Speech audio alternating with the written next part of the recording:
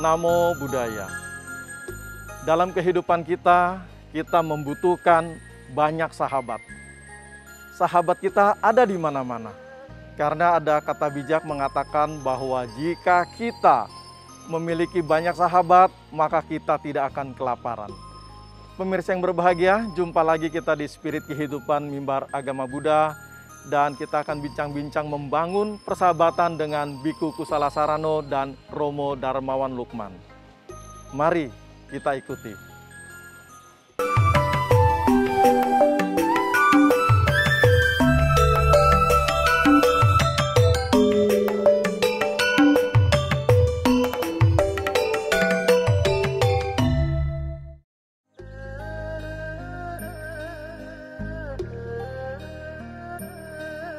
Namo Buddhaya, pemirsa, saya sudah bersama dengan Biku Kusala Sarano dan juga Romo Darmawan Lukman.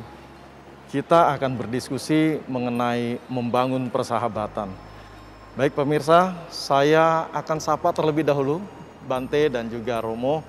Bante, Namo Buddhaya. Apa kabar, sehat Bante? Ya, kabar baik, sehat. Luar biasa ya Bante. Ya. Terima kasih Bante. Romo juga, apa kabar? Baik. Namo Buddhaya. Namo Buddhaya, namaste. Baik, terima kasih Bante dan Romo. Kita akan diskusi mengenai membangun persahabatan. Nah, Bante mungkin bisa jelaskan terlebih dahulu di awal nih Bante, pengertian atau arti dari sebuah persahabatan dari sisi ajaran Buddha Bante. Oh, Ya, silakan Bante. Ya, baik Romo Mulyadi, ya, terima kasih atas kesempatannya. Ya, terpujilah Sang Buddha, Namo Buddhaya. Pemirsa TPRI dimanapun berada, ya, semoga dalam kondisi yang sehat, damai dan bahagia. Pada kesempatan ini kita akan membahas ya topik Dhamma, yaitu tentang membangun persahabatan. Dalam ajaran Buddha, persahabatan ini menjadi hal yang sangat penting, di mana dalam sebuah persahabatan itu ya terjalin hubungan antara individu maupun juga dengan kelompok. Dan dalam sebuah persahabatan ya tidak hanya dengan sesama manusia saja, tetapi juga dengan yang bukan manusia juga. Penting untuk kita membangun persahabatan. Nah, lalu kemudian ya dengan adanya sebuah persahabatan ini ya tentu di situ penting agar bagaimana kedua belah pihak itu bisa saling menguntungkan satu dengan yang lain. Jadi tidak saling merugikan. Nah, ini menjadi hal yang sangat penting dalam sebuah persahabatan. Jadi tidak hanya menguntungkan satu belah pihak saja, tetapi harus memberikan keuntungan kedua belah pihak itu sendiri. Nah, lalu dengan siapa ya kita harus membangun persahabatan? Yang pertama adalah dengan diri kita sendiri. Kemudian yang kedua dengan orang lain atau makhluk lain. Dan yang ketiga dengan lingkungan atau kehidupan itu sendiri. Mengapa yang pertama kita harus membangun persahabatan dengan diri kita sendiri? Kita menjaga sikap dan perilaku kita, menjaga pikiran, menjaga ucapan, dan juga menjaga perbuatan badan jasmani kita. Nah, dengan cara ini kita tidak menyakiti diri kita sendiri, karena apapun yang kita lakukan itu akan berbalik kepada diri kita sendiri juga. Nah, lalu kemudian dengan orang lain, ya siapa itu? Ya orang-orang terdekat kita, dengan keluarga, dengan orang tua kita, ya, dengan karyawan, dengan pemerintah, dengan makhluk lain. Nah, ini menjadi hal yang sangat penting. Bagaimana caranya kita bersahabat dengan keluarga kita, yang membantu mereka, ya, ketika Anda sudah punya keluarga sendiri misalnya, agar bagaimana Anda itu bisa memenuhi kewajiban Anda sebagai kepala keluarga, ya, mencukupi segala kebutuhan mereka, ya. Nah, kemudian dengan orang tua juga penting. Dalam Dhamma dikatakan orang tua kita ini adalah guru pertama, guru awal bagi kita, bagi anak-anaknya. Nah, kita juga harus bersikap baik, bersahabat dengan ya karyawan juga, ya. Bagaimana kita ini ya karena biar bagaimanapun mereka ini juga memiliki peran penting dalam kehidupan kita, ya. Lalu kemudian dengan pemerintah juga bagaimana caranya, ya sebagai masyarakat Indonesia yang baik ya harus membayar pajak. Nah, karena dengan membayar pajak ini ya nanti pemerintah akan menggunakan juga untuk kesejahteraan masyarakat Indonesia atau kita itu sendiri. Nah, lalu kemudian dengan makhluk lain apa? Nah, kalau dalam agama Buddha, ya makhluk itu tidak hanya manusia saja, tapi juga misalnya hantu ya dalam bahasa umum, ya. Nah, bagaimana caranya? Ya kita harus mempersembahkan jasa kebajikan kepada mereka, mengembangkan cinta kasih kepada mereka. Nah, kemudian apa? Selanjutnya adalah kita juga harus bersahabat dengan lingkungan, dengan kehidupan. Bagaimana caranya? Ya bagaimana caranya kita bersahabat dengan lingkungan adalah dengan menjaga kebersihan. Ya, tidak menebang pohon sembarangan, tidak membuang sampah sembarangan, tetapi harus membuang sampah pada tempatnya. Karena kita hidup juga bersama dengan lingkungan. Jadi seperti apa sikap kita kepada lingkungan, ya tidak bisa menjaga kebersihan, ya membuang sampah sembarangan, melakukan penebangan hutan, nanti akan timbul apa yang terjadi? Bencana alam, banjir, longsor, dan lain sebagainya. Tentu nanti siapa yang akan dirugikan? Ya adalah diri kita sendiri. Kehidupan kita menjadi terancam karena sikap kita tidak bersahabat dengan lingkungan. Nah, jadi para Bapak Ibu dan saudara-saudari sekalian, yang pertama adalah kita harus bersahabat dengan diri kita sendiri. Kalau kita sudah mampu bersahabat dengan diri kita sendiri, berdamai dengan diri kita sendiri, menghilangkan pikiran buruk kita, menjaga ucapan kita, menjaga tingkah laku kita, nah, kita tidak menyakiti diri kita sendiri. Nah, kalau kita sudah mampu bersahabat dengan diri kita sendiri, secara otomatis kita akan bisa bersahabat dengan orang lain, dengan makhluk lain, dan juga dengan lingkungan itu sendiri.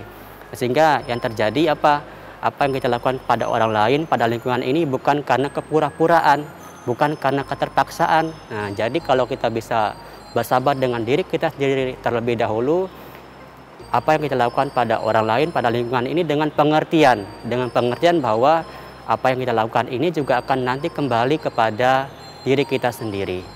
Baik Bante, tadi Bante sampaikan bahwa kita juga perlu bersahabat dengan orang lain. Sekarang bagaimana caranya nih Bante bersahabat dengan orang yang menipu kita, kemudian punya hutang nggak bayar, sedangkan kita juga perlu seperti itu Bante. Gimana caranya Bante? Oh iya, ya baik Romo, terima kasih atas pertanyaannya. Pertanyaannya sangat baik sekali. Ya memang ini menjadi hal penting ya bahwasanya ya kadangkala orang membutuhkan bantuan kita, meminjam uang misalnya kepada kita. Nah kemudian ketika kita meminta untuk membayar hutang mereka ini mereka tidak bisa atau memberikan alasan tertentu misalnya. Jadi agar kita bagaimana supaya bisa juga terjalin persahabatan dengan mereka, ini penting bagi kita untuk memiliki pengertian. Kita harus juga mengetahui bagaimana kondisi dari dia, begitu kan. Jadi nanti ketika kita mengetahui kondisi yang sebenarnya pada mereka, nah ini nanti ya kita bisa mengerti, bisa menerima, oh ternyata ya memang dia tidak bisa membayar hutang. Dan nanti dengan kita munculkan pengertian seperti itu, tentu juga dia nanti akan memberikan pengertian kepada kita, mengerti kita juga. Tapi kadang kan mereka itu belum tentu punya uang Bante. Betul. Artinya pasti punya uang tapi memang ada niat nggak bayar Bante seperti itu. Tapi sebelum Bante menjawab, kita ikuti dulu Bante ya beberapa pesan berikut. Baik pemirsa yang berbahagia, tetap ikuti bersama kami di Spirit Kehidupan Mimbar Agama Buddha dan kami akan kembali setelah beberapa informasi berikut.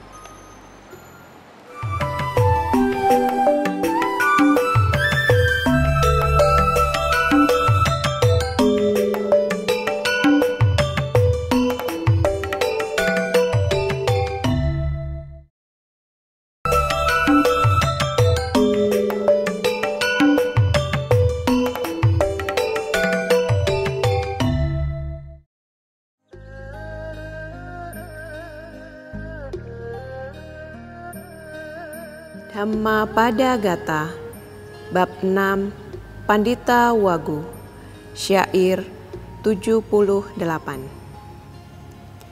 Na bhaje papake mite, na bhaje purisa dhamme, bhaje tamit te kalyane,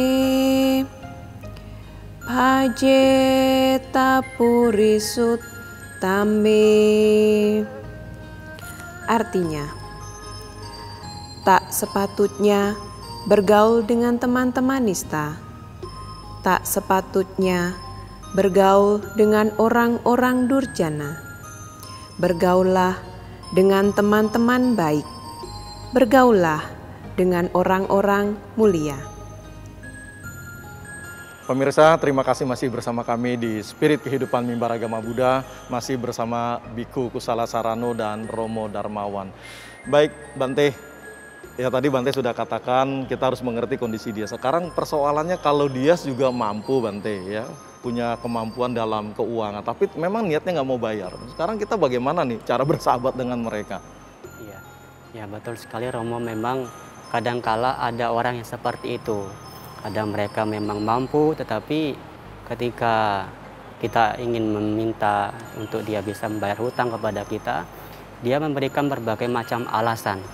Jadi memang ini menjadi konsekuensi bagi kita kalau kita membantu orang lain berhutang kepada kita, ada konsekuensinya. Dia itu bisa membayar atau tidak, ini menjadi konsekuensi. Baik, Bante katakan konsekuensi, tapi kita atau saya mau ke Romo Darmawan Lukman nih, Bante. Baik Romo, nah menurut Romo bagaimana nih?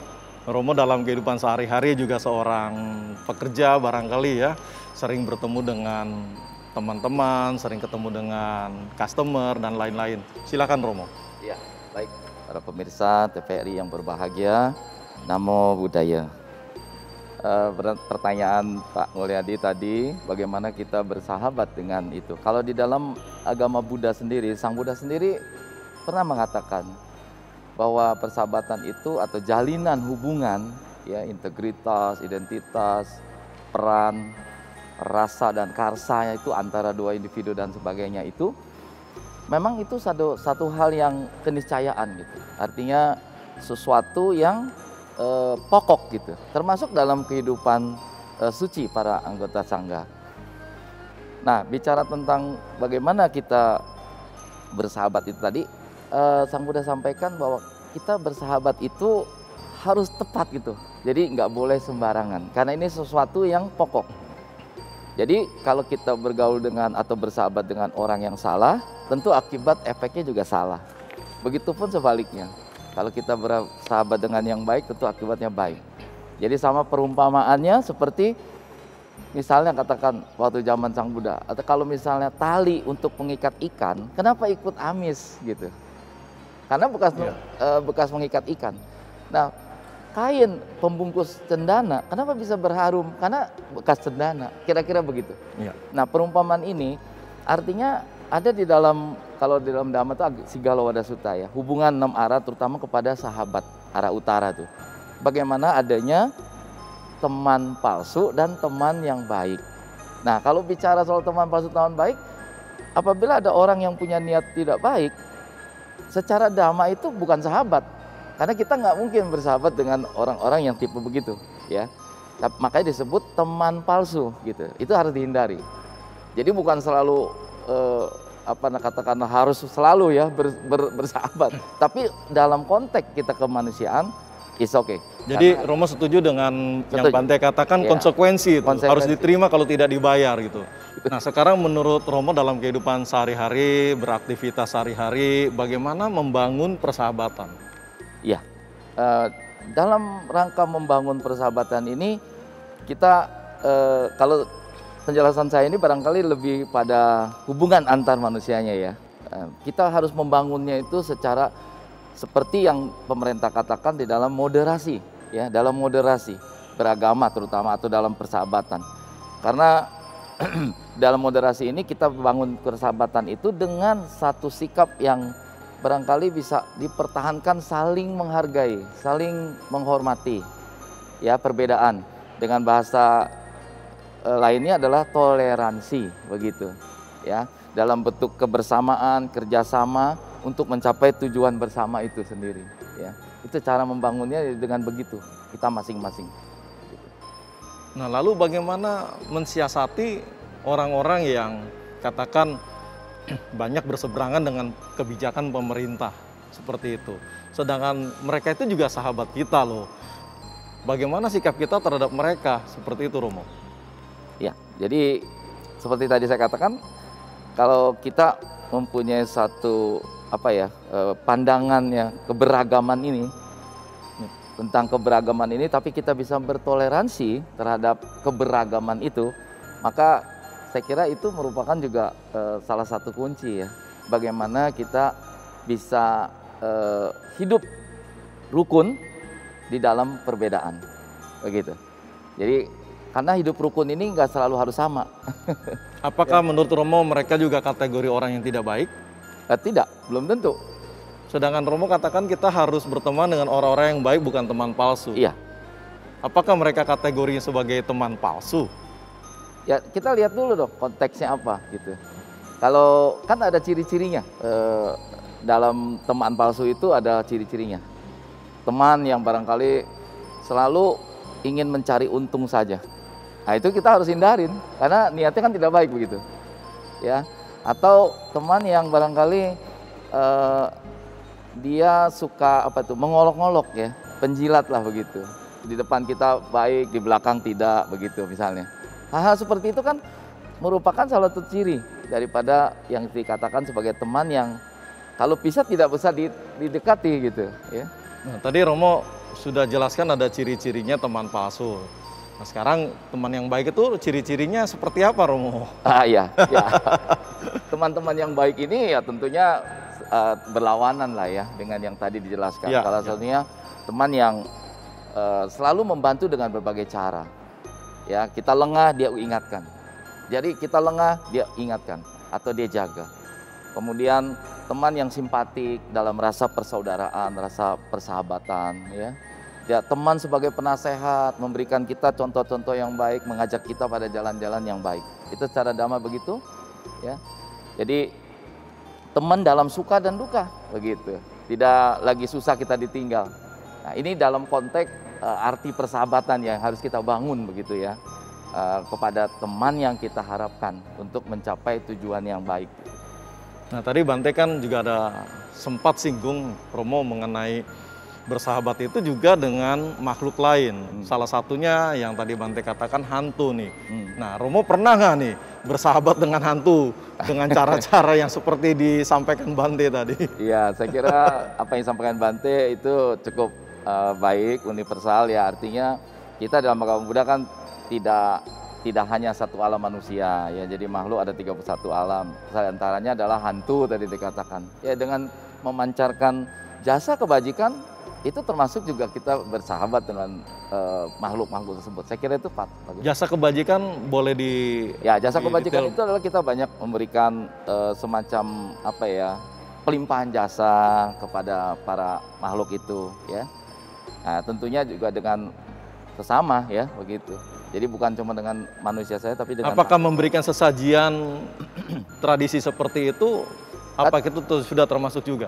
Caranya banyak. Jadi bukan cuma dengan begitu saja, tapi lebih condong kita kepada yang humanis saja. Ya, baik. Jadi memancarkan kebajikan lewat cinta kasih. Baik Romo, sebelum dilanjutkan Romo, kita ikuti beberapa tayangan informasi. Pemirsa yang berbahagia, tetap bersama kami di Spirit Kehidupan Mimbar Agama Buddha, dan kami akan kembali setelah beberapa informasi berikut. Tetap bersama kami di TVRI Media Pemersatu Bangsa.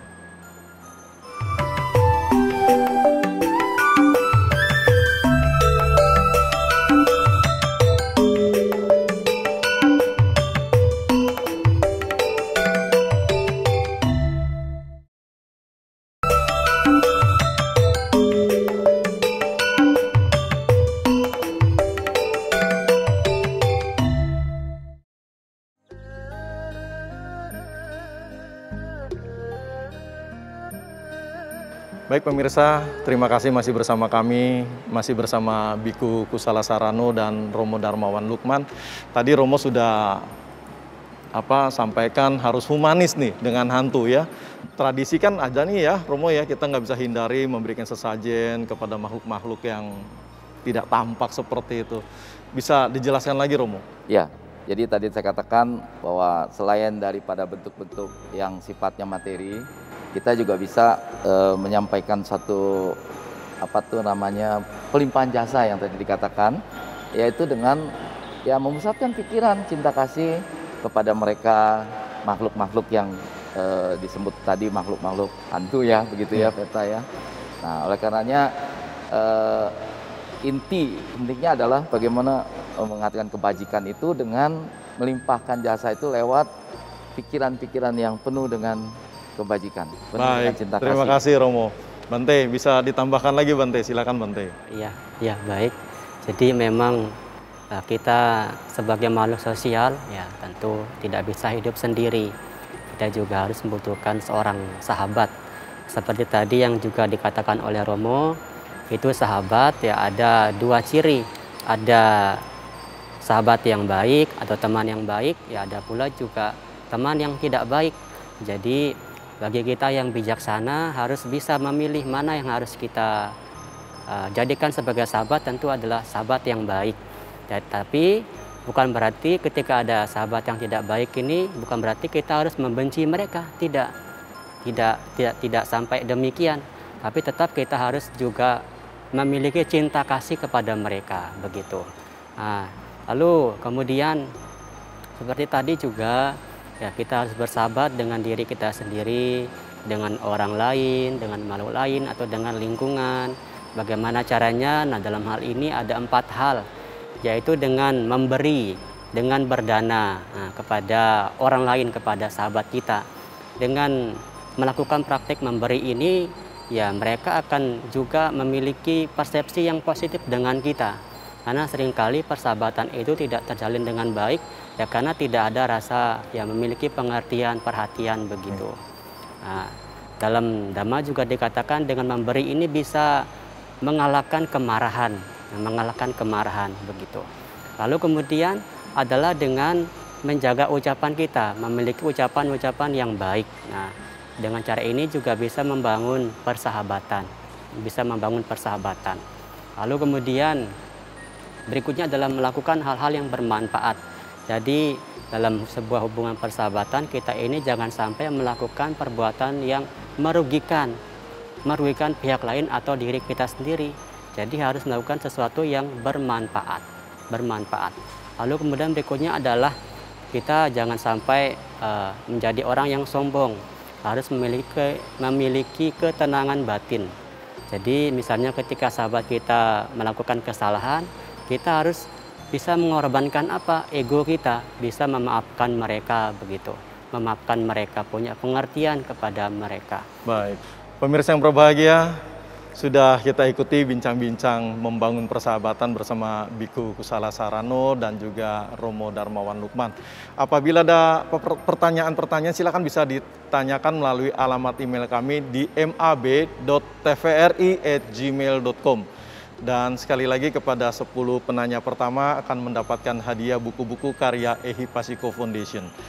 Terima kasih atas perhatian dan kebersamaan Anda dan ikuti terus spirit kehidupan mimbar agama Buddha bersama TVRI Media Pemersatu Bangsa. Sabe Sata Bawantu Suki Tata. Semoga semua makhluk berbahagia. Sadu, sadu, sadu.